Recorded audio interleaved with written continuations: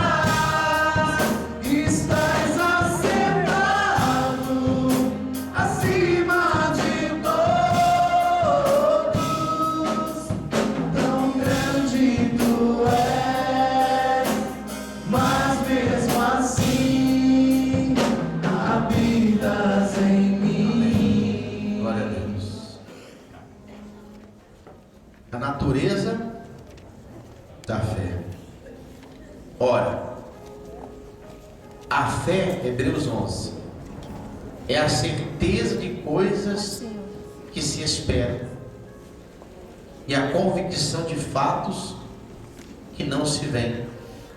Pois pela fé os antigos obtiveram bom testemunho. Pela fé entendemos que foi o universo formado pela palavra de Deus, de maneira que o visível vem resistir das coisas que se esperam. Pela fé, Abel ofereceu a Deus mais excelente sacrifício do que Caim. Nós pregamos lá na semana, né?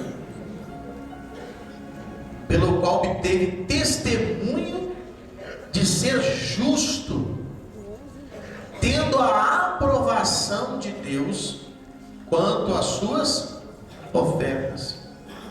Por meio dela também o mesmo, depois de morto, ainda fala. Pela fé Enoque foi transladado para não ver a morte. Não foi achado porque Deus o transladara. Pois antes da sua transladação obteve testemunho de haver agradado a quem? A Deus. De fato, sem fé é impossível agradar a Deus, porquanto é necessário que aquele que se aproxima de Deus creia que Ele existe e que se torna galardoador dos que o buscam.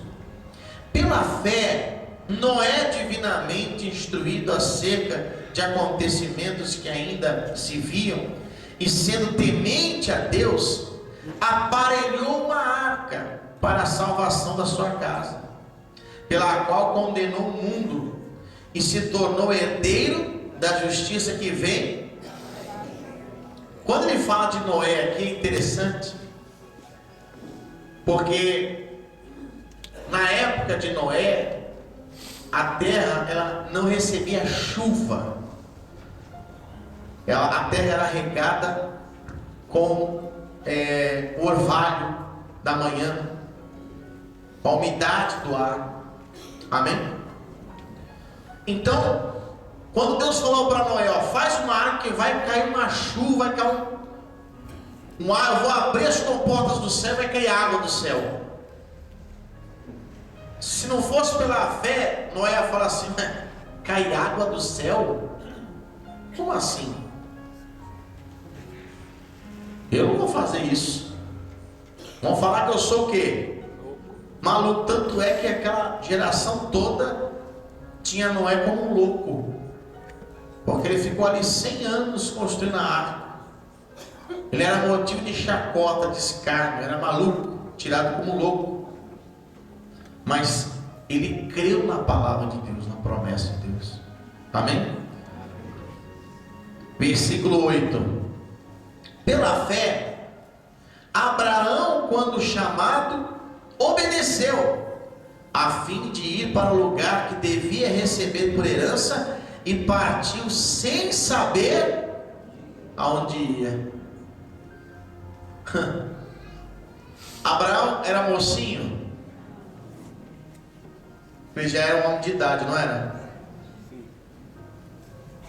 E Deus mandou ele para o lugar que ele ainda ia ser revelado a Abraão, ainda ia ser mostrado para Abraão. Vai, sai da tua parentela e vai para a terra que te mostrarei. Imagina você abandonar uma vida, abandonar um lar que você anos demorou para construir. Quem aqui é senhor de idade, é senhora de idade, tem casa própria? Já pensou chegar para você e falar assim, Deus aparecer e dizer assim, olha, larga essa sua casa aí.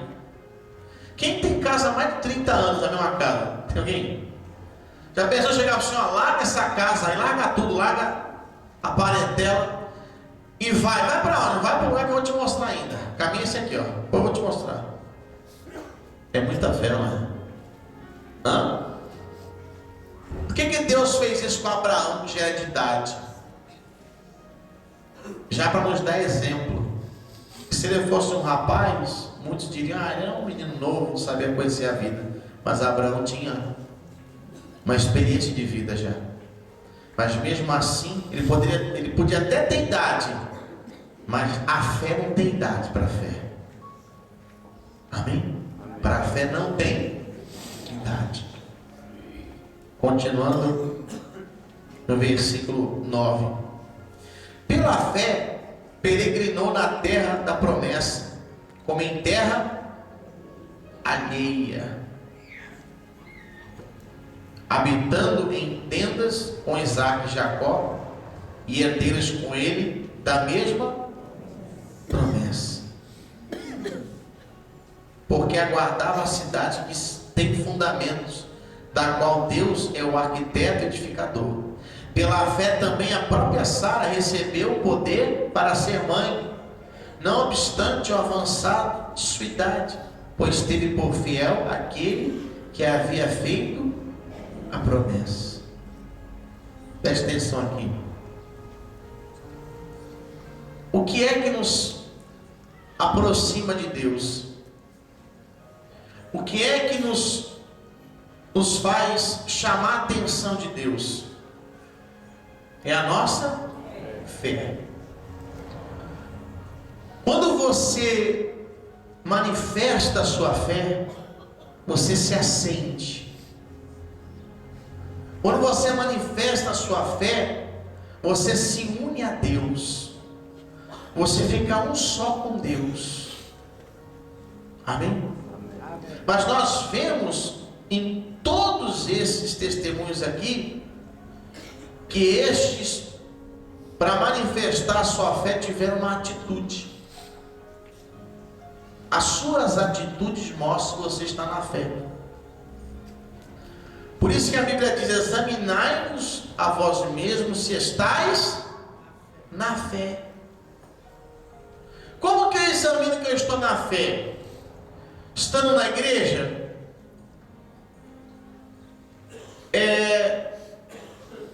Lendo a palavra, conhecendo a palavra de Deus? Não. Não adianta estar na igreja. Não adianta apenas o ler a Bíblia. Não adianta apenas a oração. Porque as atitudes é que vão mostrar, as suas palavras é que vão mostrar se você está na fé ou não. E muitos têm se esfriado na fé. Muitos têm encarado problemas como se fossem incrédulos. Aliás, tem pessoas que até o familiar incrédulo que não vê na igreja fala assim para ele: pô, fica desanimado não, vai dar tudo certo, pô. Desanima não. Vamos virar esse jogo aí. Bola para frente. Se anima. Aquele familiar que nem é da igreja manifesta mais confiança e fé do que aquele que vem na igreja. Você está entendendo? Deus está dizendo para nós que nós só vamos agradá-lo se nós estivermos nessa condição de fé. E os testemunhos na Bíblia nos mostram o resultado da fé. Quando você manifesta uma fé num Deus que não é o verdadeiro Deus, muitos aqui, sabe que muitos que estão aqui hoje tinha mais fé quando era católico do que agora que é cristão, evangélico? Muitos que estão aqui, quando era católico, fazia aquela reza do texto. Quantas rezas tem no texto? Cada texto, depende do texto, é isso? Hã? Tem 10? É padrão ou tem uns que tem mais? É padrão, né? É padrão? Então, tinha gente que rezava o texto 4, 5 vezes por dia. Cumpria rigorosamente as regras impostas. Obedecia ali, ó. Pagava até promessa. Aí se converteu ao Deus vivo, murchou. Vem na igreja de vez em quando, não ora. Quando enfrenta os problemas, é como eu disse, até uma pessoa do mundo que não vem na igreja estimula ela na fé. Até o familiar dela fala assim: ué, você não é da igreja? Que isso? Está desanimado por quê? Tá com medo do quê? Ué? Você não fala tanto de Deus aí? Que está com medo? Não? Olha, confia em Deus que vai dar tudo certo. O pessoal não é nem na igreja. Confia em Deus. Vai dar tudo certo. Eu sei que tem pessoa que já ouviu isso já. Tem pessoa aqui que já ouviu. Deus usou, próprio Deus usou aquela pessoa que nem é da igreja para falar o seu coração, para dar aquela tapa de pelica. Que já aconteceu comigo também. Já aconteceu comigo. Uma pessoa que nem é da igreja falar para mim: confia em Deus. Deus vai abrir uma porta para você. Nesse momento que eu fiquei desempregado, passando necessidade, e da igreja. Tenha fé em Deus. Olha, eu não sei qual a sua religião, mas se você confia em Deus, Deus vai te abençoar. Aí eu falo: o senhor é evangélico? Não, não sou de igreja nenhuma não. Quem já ouviu isso? Seja sincero. Porque a fé, ela independe de estar na igreja ou não. Ela depende exclusivamente de você. Por isso que quando os discípulos chegaram para Jesus e falaram assim para ele: Senhor, aumenta-nos a fé. Jesus não levantou a mão para eles e falou: receba mais fé. Olha, eu vou tocar em vocês e vocês vão receber fé. Ele disse: se tiveres fé do tamanho de um grão. Quer dizer, não importa o tamanho da fé, o que importa é ela ser pura. Não adianta você ter uma fé grande, fazer aquele, não vai acontecer e não sei o que e tal, mas você tem uma pequena duvidazinha no coração. Jesus disse que o fermento leveda toda a massa. Não adianta. A pessoa tem aquela fé que não leu, mas quando surge algo impossível, lá no fundo do coração, ela fica: será? Será?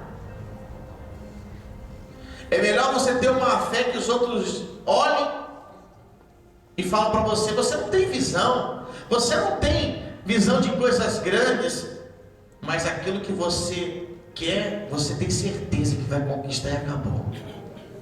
E você crê que Deus vai trazer a vitória e acabou. Essa fé agrada a Deus. E essa fé é materializada com as suas atitudes, com as minhas atitudes. Nós vimos exemplos daquele que pela fé honrou a Deus com a sua oferta, que foi o caso de Abel. E a sua atitude agradou a Deus, e até hoje, depois de morto, fala. Nós temos exemplo que pela fé, aquela pessoa Enoque andava fielmente com Deus, virava as costas para as transgressões, para o erro, para as falhas, resistia, se santificava a ponto de ser arrebatado para o céu. Nós temos exemplo que pela fé Noé acreditou na revelação que Deus deu para ele e construiu aquela arca, mesmo sem ter nenhuma prova de que aconteceria o que Deus falou, mas simplesmente porque Deus falou que ia ter o dilúvio. Ele construiu aquela arca durante todos aqueles anos. Nós temos exemplos de que pela fé Abraão abandonou uma vida estruturada para ir em direção de um lugar que ele nem sabia onde era. Então as suas atitudes mostram a sua fé, e Deus vai provar a sua fé. Deus vai provar a sua fé. O que você vê agora como uma adversidade, o que você vê agora como um problema, é uma oportunidade de Deus ser glorificado através da tua vida. O que você vê agora como uma situação difícil, é Deus provando a sua fé. É Deus colocando você num campo de treinamento. Amém? Veja a sua adversidade como uma escola para você exercitar a sua fé, aprender a despertar a sua fé, aprender a amadurecer a sua fé, porque todos nós temos uma fé, mas o mundo ensina a nós termos uma consciência, uma vida baseada no que vemos, em fatos, em provas. Amém? E as provas da existência de Deus são maiores do que as provas que o mundo quer às vezes que venhamos mostrar. Porque as provas de Deus é a manifestação do seu poder. E você tem visto isso. Você tem visto Deus manifestar o poder dele ou não? Você tem visto isso aqui na igreja, aqui na sede mesmo. Você não precisa nem ligar a televisão, que você sabe, aqui tem milagre toda hora. Terça-feira então, gente que chega arrastado, sai andando, gente que não enxergava, passa a enxergar. É gente que chegou destruído e é restituído, é ex-drogado, é pessoa que vem com a família destruída. Outro dia eu atendi uma senhora contente com ela tal. Ela está há meses lutando pelo casamento, Deus está dando vitória para ela agora. Então você vê milagre, você vê o poder de Deus. Agora, quem vai agradar a Deus, o agradar a Deus depende do que eu faço, das minhas atitudes.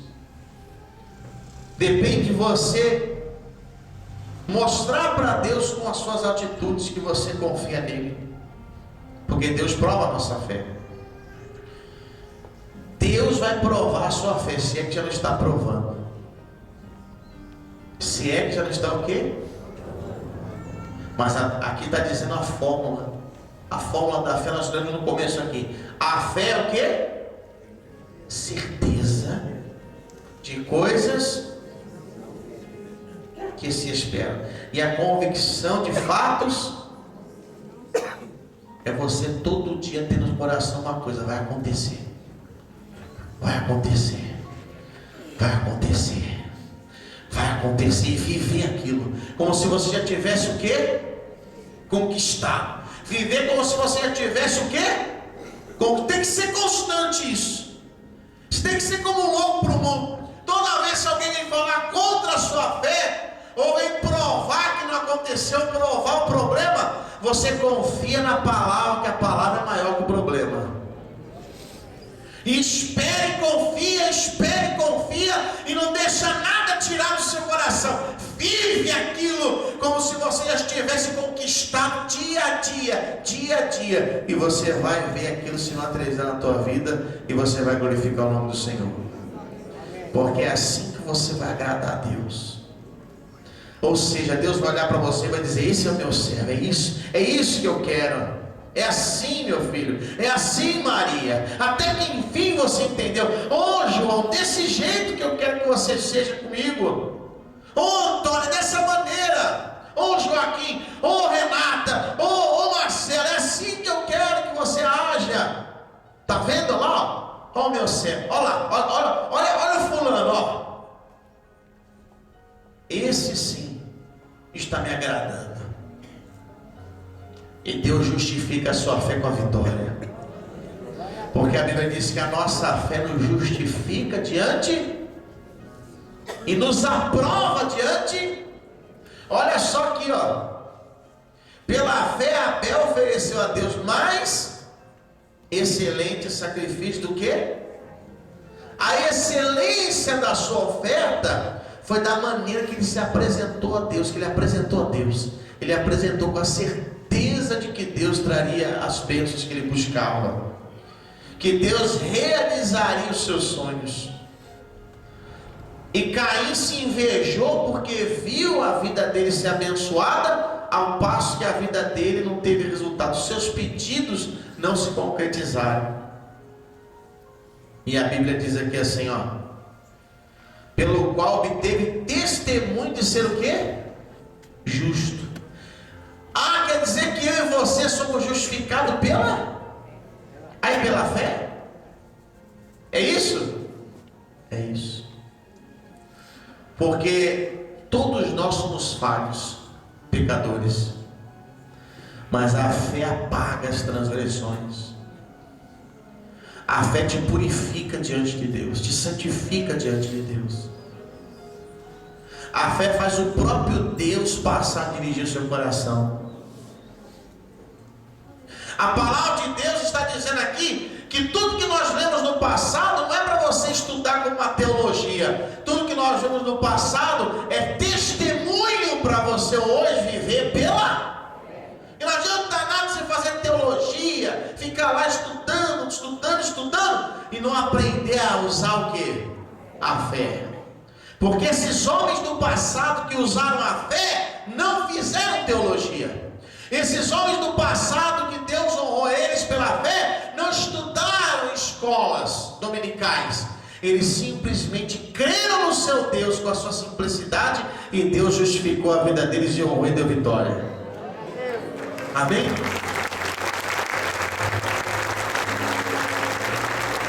Então, você vê a diferença. Por que Deus se manifesta? A gente vê pregadores que têm conhecimento bíblico, explicam por que disso, por que daquilo, e vai para cá e vai para lá, porque naquela época tinha tal costume.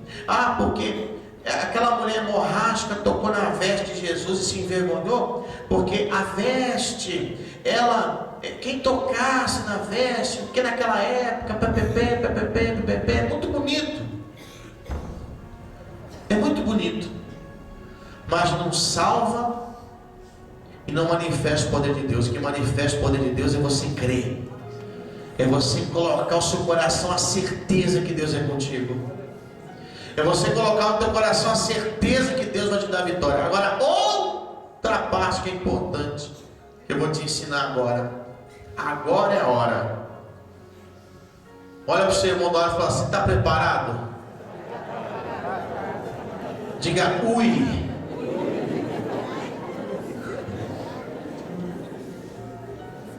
Não adianta você estar no erro, estar no pecado, estar fazendo besteira e achar que Deus vai compactuar com isso. Para você manifestar a sua fé, você tem que estar em obediência. Veja esses homens aqui, os patriarcas da fé. Eram homens que andavam na presença de Deus. Eram homens que se desviavam do pecado. Amém? Noé, a Bíblia diz que achou graça aos olhos de Deus, porque Noé andava com Deus. Ele não compactuava com aquela vida errada das pessoas, com aquela geração corrompida. Porque há desejo, se você tiver na carne, escuta o que eu vou dizer. Se você tiver na carne, os seus desejos vão ser carnais. E aí você vai querer usar a fé para realizar esses desejos e não vai conquistar. E existem muitos desejos carnais. Você só vai conquistar se você tiver espírito, porque o seu desejo vai ser plantado pelo próprio Deus. Porque a Bíblia diz que Ele efetua em nós tanto querer como realizar. Eu desejo, vou dar alguns exemplos aqui de pessoas que eu atendi. Tem pessoa que deseja o cargo do outro na empresa, faz de tudo para tomar o cargo dela. Em nome de Jesus, eu vou conseguir aquele cargo. Eu vou orar, Deus vai tirar aquele camarada de lá e eu vou tomar o lugar dele. Em nome de Jesus, eu vou conseguir o marido da Antonieta. Ele vai ser meu. Você pensa que não tem isso? Pensa que eu já não atendi casa assim? Hã? Cadê o Henrique? Chama o Henrique aí. Fala que agora não vai tomar café não, para ouvir a palavra. Tá trabalhando? Tá. Mas na hora da palavra tem que parar de trabalhar. Presta atenção. Olha a cena.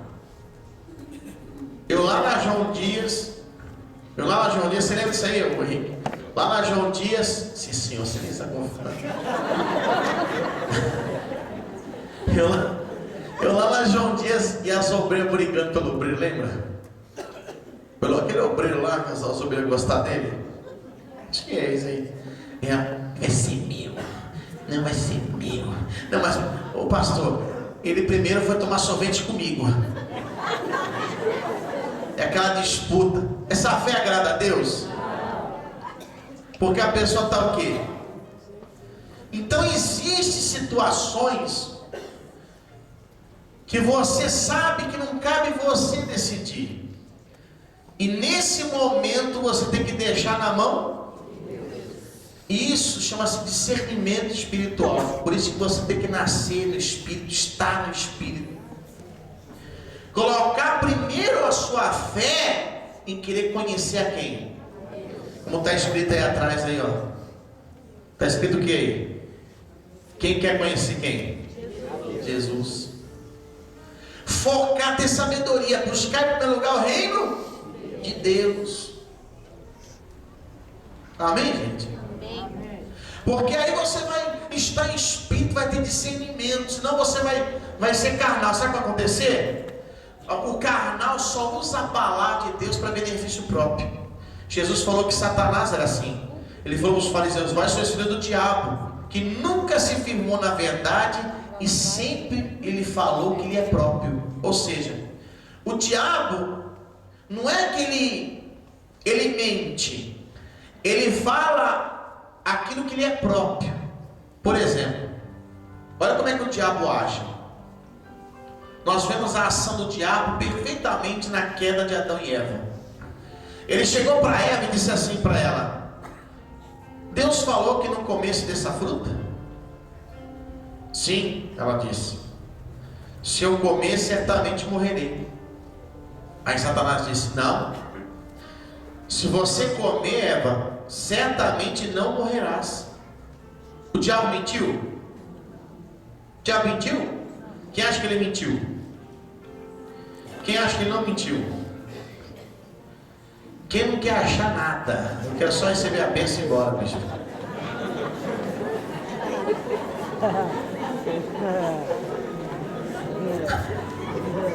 Sabe, tem gente assim, né? Ah, bicho, vou falar um monte de coisa. Você quer saber de Abel, de Adão, de Eva? Você quer receber a vitória.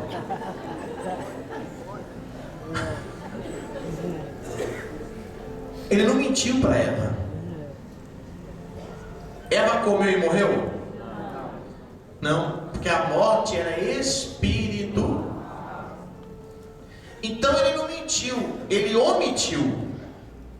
Depois ele disse: olha, sabe por que Deus não quer que você coma do fruto? Porque você vai se tornar conhecedor do bem e do mal, e vai ser como ele. O diabo mentiu? O diabo, você acha que o diabo mentiu para ela dizendo assim: ó, se você comer do fruto, você vai ser como Deus, conhecedor do bem e do mal? Você acha que ele mentiu? Olha que sutil. Quando você lê de início, dá a impressão que o diabo está querendo dizer para ela o seguinte: se você comer do fruto, você vai ser que nem Deus, você vai ser igual a Deus, não é? Só que ele não falou isso. Ele não falou para ela: olha, se você comer do fruto, você vai ser igual a Deus. Ser igual a Deus seria ter o mesmo poder de Deus. Ele disse: você vai ser como Deus, conhecedor do bem e do mal. Ele falou exatamente a verdade. Você vai ser como Deus em relação em conhecer o bem e o mal, só isso. Mas ela se confundiu naquilo, achando que ela seria igual a Deus. Mas ele colocou palavras sutis, palavras que lhe eram próprias. É o caso de chegar para Deus e falar: eu menti para ela, Senhor. Veja se eu menti. Porque aquele que tem um coração ainda dirigido pelas trevas é assim. Ele até usa a Bíblia, mas para se justificar. Ele até usa a Bíblia para debater. Ele usa a Bíblia para criticar. Ele usa a Bíblia para se defender, para se justificar, como Satanás. Ele usa a Bíblia até para conquistar o que ele quer. Deturpa a palavra, inverte os valores. Eu conheci pregadores, não se escandalize não, eu conheci pregadores que usavam a Bíblia para se prostituir com alguém que eles queriam. Como assim, bispo? Mas dá? Ô benzinho, deixa eu falar uma coisa para você, querido. A Bíblia diz que Davi tinha suas concubinas. A Bíblia diz que Salomão tinha 1000 mulheres. Ele não era homem de Deus? Então qual o pecado de eu ter uma concubina? É bíblico. Se os homens de Deus no passado tiveram, a Bíblia diz que é imutável a sua palavra. Jesus disse que não se muda nem o in nem o tio. Aí a pessoa fica confusa. Ela já está balançada, o camarada. Eu já vi isso. Você acredita nisso? Eu já atendi mulheres destruídas porque um pastor destruiu com a vida delas. Casado, se prostituía com ela e com outras. Usando a própria... usando a Bíblia. Eu lembro de uma que veio desesperada, chorando para mim, falando que a igreja dela, muito conhecida, é uma que fala que Deus ele é amor, né? Não que o líder não seja de Deus, nem que não haja homem de Deus, mas me entenda bem. Mas vem um pregador de tal, esses que viajam, fazem trabalho missionário, muito famoso. E ele veio por lá fazer uma semana de reunião. E aí na hora do buffet lá ele se engraçou com ela. Lógico que ele estava sem o quê? E seduziu e se prostituiu com ela. No dia seguinte, ele foi fazer a pregação de novo.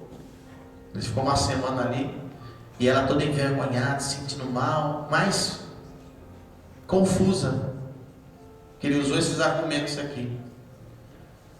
E ele começou a pregar, mas ele bateu contra o pecado da prostituição a reunião inteira. Pá! Contra a prostituição, que tem mulher que é adulta, que tem mulher que vem para derrubar o homem de Deus, e só falou isso. Aí ela foi o quê? Se diminuindo, aí está falando contra mim, ai de mim, acho que ele se arrependeu, aí eu fui usado pelo diabo e foi. Acabou a reunião, ele chamou ela. Ela foi, agora ele vai acabar comigo. Foi lá falar com ele. Aí ele, Beizinho, não vinha a hora de acabar a reunião.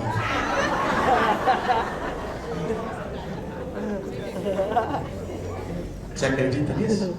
Diante de Deus, diante do Espírito Santo, eu falo com você. Bispo, por que o senhor está falando isso?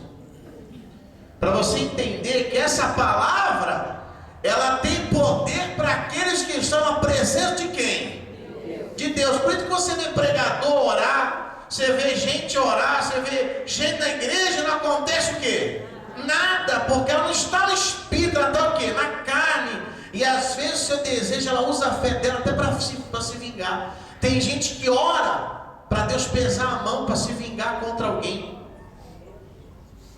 Eu já li pedidos de oração que eu vi isso. Eu já recebi pessoas que pediam para mim orar para arrancar o vizinho, para arrancar o namorado da filha, porque ele não presta para ela, para separar do marido. Eu já vi pedidos absurdos. Absurdos. Às vezes você está aqui e fala, poxa, mas tem isso, bicho. É para você ver. Por isso que você não pode olhar para a vida de ninguém. Por isso que você não pode ficar, mas fulano é tão bonzinho, porque a vida dele não vai. Só quem conhece o coração é quem, gente? É Deus. Só Deus conhece o coração. Eu falo isso para você ter entendimento, ter discernimento. Então tem pessoas, concluindo, que na hora que tem que usar a fé, elas falam assim, está na mão de Deus.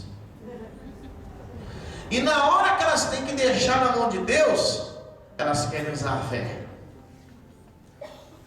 Um relacionamento duvidoso. Algo que você vê que todos os frutos mostram que aquilo não é de Deus. Mas a pessoa quer. Ela quer. Ela não se convence que aquilo não vem de Deus. Ela se apaixona por alguém. Começou a gostar de alguém. Ela vê que não tem as características de Deus aquilo ali. Naquele momento, em vez que ela está na dúvida, em vez de ela falar, está na mão de Deus, eu não vou fazer nada. Se for de Deus, então Deus com o tempo vai colocar certeza no meu coração e vai endireitar essa situação. Não, não é de Deus, é de Deus, é de Deus. Eu creio, Ele é meu, ela é minha, é meu, é minha. Aí usa a fé. Na hora que era para deixar na mão de Deus. Estava falando para os obreiros lá dentro, solteiros. Quem decidiu a hora de Adão ter uma companheira? Quem foi? Foi Adão que chegou para Deus e falou, Senhor, pera um pouquinho, todo animal tem o seu parzinho, só eu que não. A Bíblia não relata quanto tempo Adão ficou sozinho, se foi 100 anos, se foi 1000 anos, se foi 2000. Relata? Não. Foi Deus que olhou e disse, não é bom mais que o homem fique o quê? Só. Far-lhe-ei uma auxiliadora que seja idônea. Deus escolheu a hora certa para ele. Se você toma a frente de Deus, você se machuca. Então, somente se você tiver espírito, você vai ter esse discernimento. Porque a Bíblia diz que o coração é o quê? Enganoso e desesperadamente corrupto. E às vezes você está apontando o canhão da fé, mas estando na carne, querendo conquistar aquilo que não cabe a você, que não é certo, ou que é ilícito. Amém, gente? Amém. Não adianta. Eu contei aqui o exemplo. Quando eu pregava no presídio, tinha bandido que falava assim, olha, Deus Deus já me abençoou muito. Eu me lembro um assalto que eu fui fazer. E a gente já, nossa, não deixa eu ser preso, não deixa eu ser preso. Os polícias passavam ali, ó, meu irmão, com os cachorros ali, passavam perto assim, ó, e não me via. Obrigado, Jesus. Obrigado, deu tudo certo. Deu tudo certo, Jesus. Esse assalto foi, ó, abençoado por Deus. É? E de repente você já ouviu um caso assim já. Você já ouviu pessoas dizendo, ah, Deus fez acontecer. Você fala, nossa, que absurdo, mas como é que pode isso aí? Será que essa pessoa não vê que isso não é de Deus? Que é errado o que ela está pedindo? Que é errado o que ela está querendo? Você lembra o que Deus disse para Salomão? Quando Salomão falou, Senhor, Deus falou, pede o que você quer que eu faça. Salomão disse, Senhor, eu sou uma criança. Como é que eu vou cuidar desse povo? Como que eu vou liderar esse povo? Então me dá a sabedoria para mim discernir o bem do mal, para mim julgar, para mim liderar o povo. Deus disse, olha, porque você não pediu para mim a morte dos seus inimigos, nem riquezas, nem domínio, mas isto que você me pediu, me pediste sabedoria, então eu vou te dar isso e vou te dar tudo mais que você não pediu. Salomão agradou a Deus porque ele usou a sua fé, mas com discernimento espiritual. Amém? Amém. Deus está vendo? Ó, olha, em outras palavras, Deus falou para ele assim, você me agradou que você não pediu a morte do inimigo. Você não pediu para destruir o próximo.